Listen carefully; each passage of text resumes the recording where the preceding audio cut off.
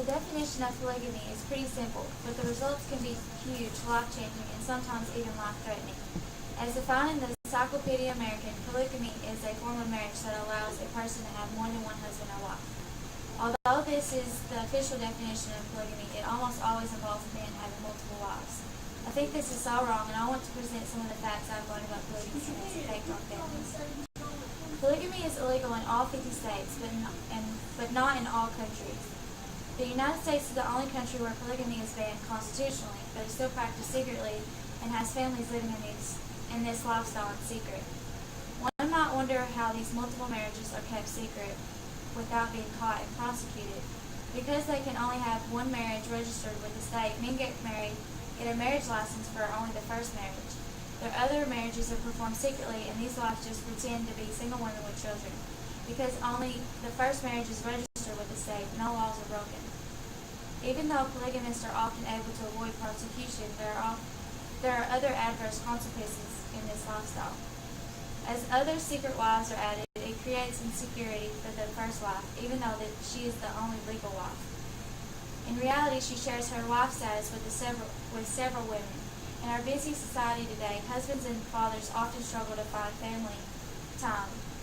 Imagine trying to find family time for multiple families. There just simply is not enough time to promote love and togetherness in the family if they desire to do so. The adverse consequences also affect the children living in these polygamous marriages in other ways.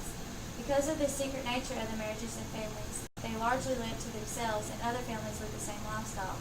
They have limited or no exposure to any other lifestyle, and in fact, they are not allowed to do so. Also, as a result of the multiple partners, the likelihood of contracting STDs and spreading them is extremely high. Because of the secret conditions the families are living in, it is not likely they are tested, and the probability of the widespread STDs is high. Most people who have not lived in this way of life would wonder why women would remain there under these conditions. For the most part, they have little or no choice. First, they are brainwashed to think the lifestyle is normal, since usually they have known no other life, and they become wives and then mothers at a very young age. As bad as their living conditions are, they will lie and hide to save themselves from being arrested and taken from their families. Most of these women have no way of surviving financially on their own. Even if the husband is abusive, and often he is, they do not have much resource. In this culture, abuse against women are not considered a crime, but it is considered a crime if a woman talks about being abused by her husband. Carolyn Jessup is a high-profile example of a woman who took her 8 children and escaped this life. Because her husband was abusive, and because she was afraid her daughters would be pushed into polygamous marriages, she gathered the courage to leave.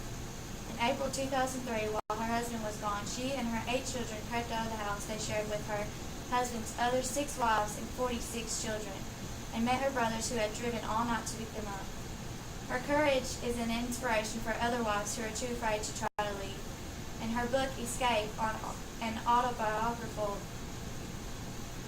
account of her life and escape, is helping to change lives. This is good because this disgraceful crime against women and children must be stopped. Good.